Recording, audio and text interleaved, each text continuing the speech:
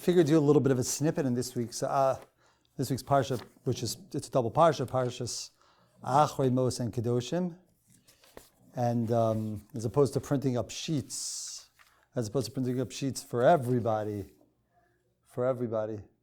Yeah? Yes. It's all good. So as opposed to printing up sheets for everybody, so I decided that I'll do something with the Rashi and the Ramban, a famous piece that Rashi and the Ramban discuss in this week's Parsha, because we have a lot of copies of Rashi and the Ramban. What is it? What? Can everybody hear me in the back? Checking, everybody can hear me? Okay, good. Yeah, okay, good. All right, thank you. All right. So the first pasuk in, we'll see, maybe we get to a little bit more actually, but the first pasuk in Parshas Kedoshim, which is Parak Yud Tes, chapter 19, pasuk Aleph and pasuk Beis. Pasuk says, Vayidaber Adonai el Moshe Lemor, Hashem spoke to Moshe saying, pasuk Beis. So it's 19, chapter 19 in Vayikra, chapter 19, pasuk 2. Daber el kol adas b'nei Yisrael v'amarta aleihem. Speak to the entire congregation of Israel and say to them, Kedoshim to you, you should be Kodesh, you should be holy. Ki kadosh ani Hashem Elokeichem, because I, Hashem, I am Kadosh. Now, the pasuk has a command. It has a command that we should be holy. But the pasuk doesn't specify in any way what that means. We have no idea what that means to be holy. Anybody want to hazard a guess? A lot of blank stares. So, what does it mean to be holy? The pasuk doesn't specify. Now, if you look at the next pasuk, it doesn't give us any help. We might expect the next pasuk would be a qualifier, but yet the pasuk says, next pasuk, Ish ima v'aviv tiro. Person should fear their mother and father, v'yashab sosai tishbaru, and they should keep the Shabbos, and Hashem lokeichem, I'm Hashem your God. And then it goes on, al tifnu el lilim, and don't turn to other gods. And it gives a long laundry list of different, seemingly disconnected mitzvos, positive, negative commandments, a lot of mitzvos, a lot of commandments that are interpersonal. And we do not find at all what specifically it means to be Kadosh. So, of course, the place we turn for such answers is, Rashi. I was going to say Google, but Rashi is also good. We'll try Rashi. We don't have Google in front of us, so let's try Rashi. So yeah, the place we turn to for such Google has become the rabbi's best friend. But we're going to do Rashi. We'll do it a little old school since we don't have a computer. Rashi says, in the second Rashi in this week's Parsha, it says, Kedoshim tihiyu, be Kadosh. Now this sounds like a very, very tall order, that a person should make themselves holy. We're going to see Rashi, interestingly, narrows it down to one area of Torah observance. Rashi says, Hayu prushim min ha'arayas min avera. A person should distance themselves from anything that would be considered licentious behavior, anything that will lead them to licentious behavior, anything that will lead them into areas of sexual immorality. A person should distance themselves from that. Now, that just took a huge order of a person should be kadosh and limited it to very, very few of the 613. Understandably important mitzvahs of the 613 mitzvahs, but relatively few compared to the other 600 that are not around, that do not revolve around, or whatever the number is, 590, that do not revolve around sexual immorality. Rashi then goes on to prove the point. He says, Shekol makom shata motzi geder, and again I'm reading Rashi from that same Rashi, Shekol makom shata motzi geder kedusha. Anytime we find in the Torah that the Torah is telling you to distance yourself from some sort of licentious behavior, some sort of sexual immorality, any single time the Torah warns us for that, it starts to mention it mentions the word kedusha. And Rashi goes and brings 3 different examples of that, and therefore Rashi makes the case that kedusha, holiness, and sexual immorality are a direct contradiction. And when the Torah is saying that a person should distance themselves from, when the Torah is saying rather that a person should become kadosh, should reach a level of kedusha, the Torah is in effect effectively saying that a person should distance himself from sexual immorality. Now, I guess the two problems that I see a lot of perplexed faces. I guess the two problems. Thank you, and a lot of smiley faces. I see the two problems that I guess we encounter over here is, number one, it seems to be a little bit, what's the word is, anticlimactic. It just seems, Kedoshim, be kadosh. And it's just, what I mean in these few mitzvahs. Again, I'm not trying to minimize the importance of the mitzvahs, very important mitzvahs, but still, it seems to be a very tall order in phraseology, yet in actuality, not the simple application. More than that, we can ask the question, why didn't the Torah then just say, take extra precaution and keep yourself from sexual immorality? Why does it specifically couch it in the phrase of Kedoshim to you? And I guess more importantly, or more prominently, what is it doing here?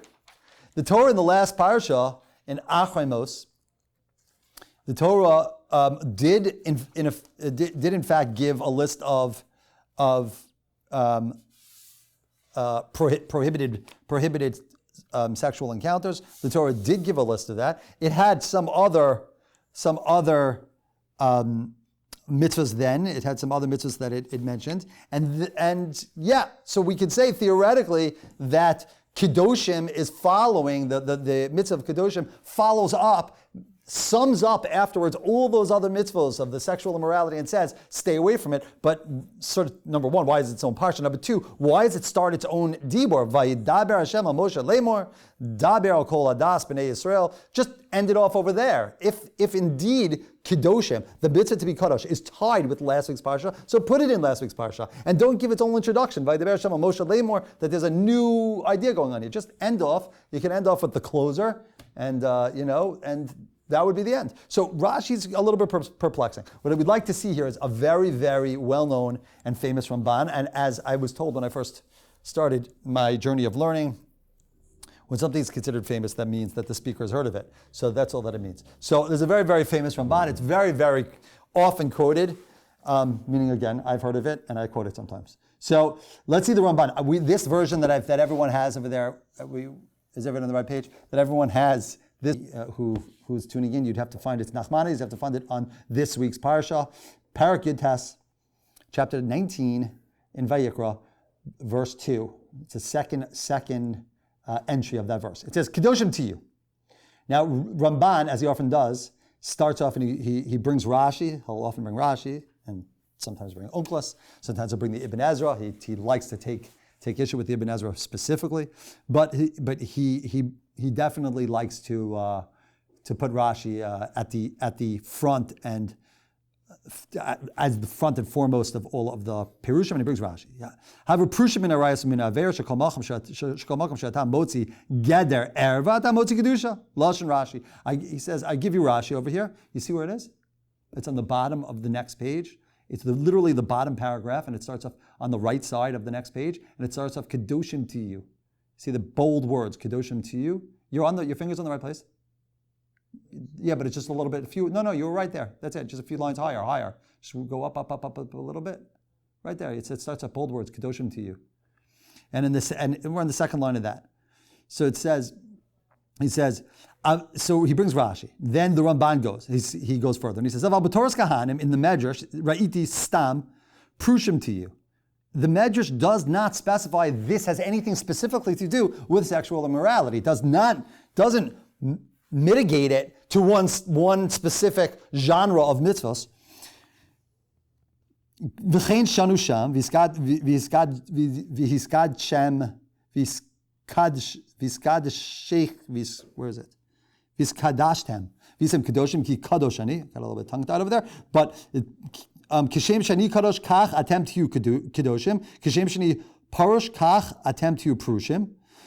He says, and there it goes on, and it says that Hashem is, so to speak, saying the same way I'm kadosh, you should be kadosh. The same way I separate I'm separate. You should be separate. And now the Ramban says, Ulefi daiti ein haprishus hazu lifrosh mina harayas k'divrei harav. I disagree with Rashi. This is not only capping off and closing up the Parsha of Arayas, of forbidden relationships. It's not only doing that. Aval aprishus hi hamuskeres b'chol makom b'talmud shbaleh nikroim prushim. It's rather talking about the areas that a person can and should distance themselves from, that they can and should elevate themselves through by forming a distance. And he's going to go on and explain, which is all mentioned all over the Talmud, and that is what we're referring to by this separation. And he says, and Va'inyan ki haTorah hizhira b'arayos, on the next paragraph on the left side now, starting on the top, right under the words Ramban, we're on the same page, under the words Ramban on the bottom, there's a paragraph on the left, and it says, Va'inyan ki haTorah hizhira b'arayos u'ma'achol ha'masurim. The Torah cautions us and warns us and prohibits for us forbidden foods and various forms of intimacy. V'tira habia ish b'ishto v'achilas habasar yayin. But the Torah does, however, allow certain forms of intimacy, meaning in wedlock, and it does allow eating and drinking of meat and wine. The Torah says you can't have, I don't know, elephant. I don't know if anybody does anybody eat elephant? I don't know why that came to my mind. As a lobster, I don't know. I'm not a big foodie, but the Torah, but it does say you can have steak. You can have what's a forbidden drink? Anybody have a forbidden drink from here? Don't say forbidden wine. I mean, that's not going to help me. I don't know. Is there any? I don't know. Is there something that's prohibited drink? I don't know. I'm blanking. What'd you say? Blood. Great. The Torah says you can't have blood as much as the I would say vampires, but it's still the end of the day. There're probably not going to be any vampires here today. But as much as people might want to drink blood, thank you for that addition. So the Torah forbids certain drinks, but it allows basar and yain. Basar and yain, two of the probably the most prominent of the delicacies of food. It allows. So it says, "Imkein yimatze balai taiva malkum liyos shotef bizimas ishto onashev harabos uliyos b'soiv yayin and b'zulzulei basar lamoy." Therefore, the Torah effectively has left a place for us to indulge in. A person can indulge in sexual matters. A person can indulge in food and wine. A person can indulge. It says, "V'yidaber kertzona b'chol hanavalos," and a person could speak disgusting in with all kinds of with a filthy mouth. The Torah doesn't say you can't. There's no one in the Torah says you can't speak with a filthy mouth. It says you can't speak lashon hara. You can't do anas tavarim. But it doesn't say you can't speak about inappropriate matters or speak in ways that's very base. Now, this is the famously quoted line of the Ramban. Nachmanides says, a person could therefore navigate his way through all the mitzvos and be what he calls a novel b'rishos HaTorah, a despicable, low, base person with the permission of the Torah.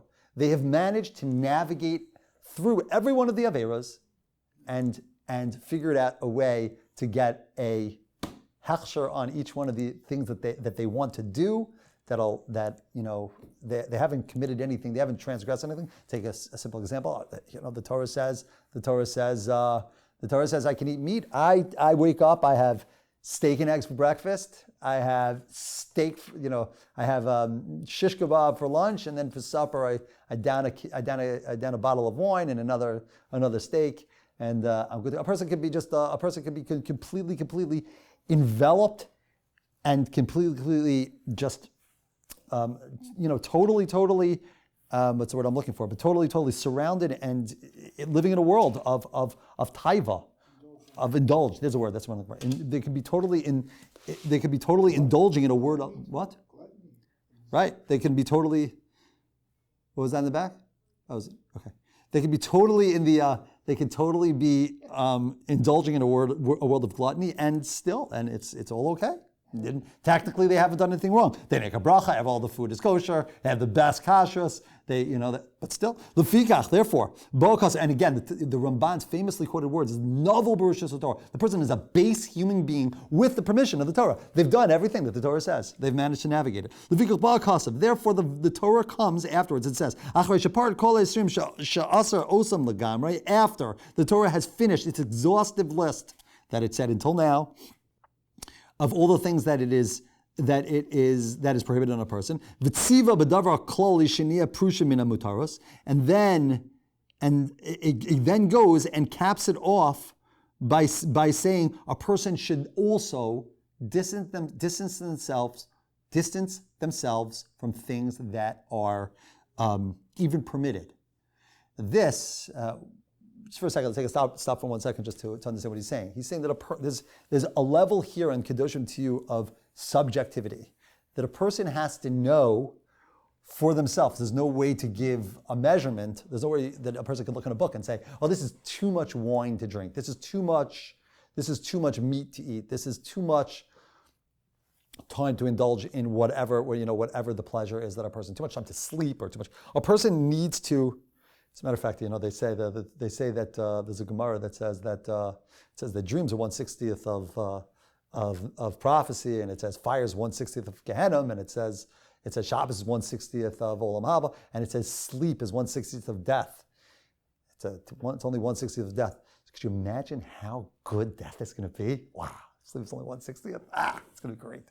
In any case, so a person can. There's no Shulchan Aruch. There's no way to really qualify what every individual needs. A person needs to know themselves and needs to know: are they pursuing godliness? Are they pursuing being holy with what is permitted for them? The Torah is permitting things because a person, ultimately speaking, is a synthesis, a hybrid of physicality and spirituality. And the person is not trying to build the physical. As a matter of fact, there's this is aleph that in a lot of the world books of Machshava, but certainly the Ramchal is no exception. He talks about this extensively. And there's a line that's brought from Moreh Nevuchim that the Rambam writes. He says that binyan haguf who I think churban or stira, binyan haguf who churban and neshama, that a person. Or nefesh, that a person's building of their body, if a person is actually indulging to make their body stronger, and we don't mean a person should be not in good health, and I'm not looking for this as an excuse for why I don't exercise, but if a person is building their taiva, their indulgence, their pleasures, that is going to, by definition, it's going to inhibit the building of the neshama. So a person has to know. A person has to keep themselves from even those things that are mutter. And the Ramban continues. See a little bit more of the Ramban. Yimad b'mishkal kin yishnamar lo yu tamid chum mitzun ezel nishoseim ketanagolim lo yishamish ela kifi hatzarach b'kiyum hamitzvah mimenu. A person should keep themselves away, even in relationships and physical intimacy that's permitted to them. It should be in a way that is what's needed, and not in a way that's indulgence. And a person, if they drink wine, if they should make sure that it's only a minimum amount. And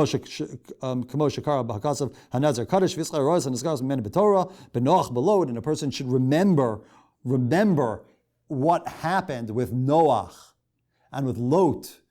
Both by Noach and by Lot, we find the Torah specifically mentions averas that occurred to them when they became base and drunk. Then he says, the Ramban says, "V'chein yafish hatzim min tumah." A person should keep away from tumah. Avishlo who's harnim mimena b'Torah, k'moshe is kiru, big day amaretz midrash leprushim, or k'moshe nikra nazir kadosh, b'shamar matumas hameis gamkein. Says here the Ramban finishes. There's another little piece. Hold on 1 second. I'll skip down, but you have to. I put on the bookmark on everybody's. If everybody has the bookmark, you have it of the bookmark. It's a tough ratio dal. I think I put the placeholder there. I just want to get this last paragraph of there. Yeah, it's that second paragraph. Okay. So he says here, and it's about all this that the mitzvah of Kedoshim is coming. After the Torah finishes its list of those averos, those transgressions which are completely prohibited to you.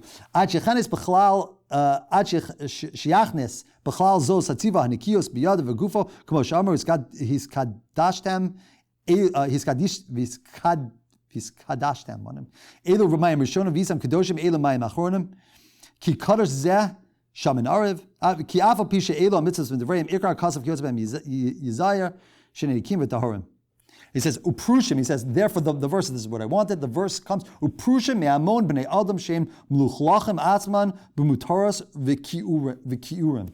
Says the Torah is telling you to keep yourself distant from people that are from a lifestyle that is unhealthy and that is base, it's very low and indulgent.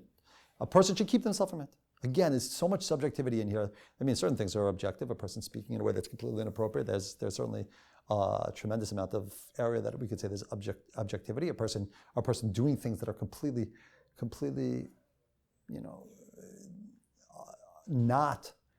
they're not conducive for their ability to accomplish and to grow and keeps them in the the hospital. So obviously we have things that are a certain level of objectivity, but for the most part there's tremendous amounts of subjectivity. So this is the Ramban. So again, Rashi is saying keeping away from arayas. Now we had questions on Rashi. The problems with Rashi was, and I'm not trying to say Rashi is wrong. There needs to be a justification for what is Rashi trying to say. Why is it only arayas? Why is it only sexual immorality? But why, we asked the question on Rashi, but then why is it here? Why is it starting its own dibur? Why is the Torah coming and saying, Hashem said something new to Moshe. Vayidaber Hashem al Moshe lemar, Hashem said something new to Moshe. Kedoshim to you. You should be kadosh. Like it's its own thing. If it's only coming to cap off and close the final inning there on the sexual morality that's mentioned in the parsha before, in Nachemos. And the Ramban is very, very nice. The Ramban's coming and saying that everything that has been said until now, all of the averos that have come until now, Hashem's closing them and saying, you should know though. You should know that despite that the Torah is not going to be able to write a list that is tailored to each individual and tell you where you can reach holiness through the mitzvahs that it's giving you, or better said, through the things that are permissible to you. So the Torah ends off and says, Kedoshim to you, pursue Kedusha. Look to be holy. Look to find ways to take the physicality that we have and elevate it and make it holy. And again, baby steps. Baby steps, a person has to know themselves, and a person has to know, just because we hear that there's the Vilna Gaon slept 4 30-minute intervals, throughout the night. That was what he did. He had 4 30-minute intervals. It was basically 2 hours a day, and he learned for the rest of the time, and he ate bread and water. And so if you jump to do that, you will find yourself in a very, very unhealthy spot. And a very, it's funny when I'm not gonna, it's because it's recorded, I'm not gonna put myself in but in any case, so, a person has to know themselves and go with that. All right, it's an incredible, it's a very Yesodistic piece, a very, very important piece, a very fundamental piece. Any questions, thoughts, comments before we...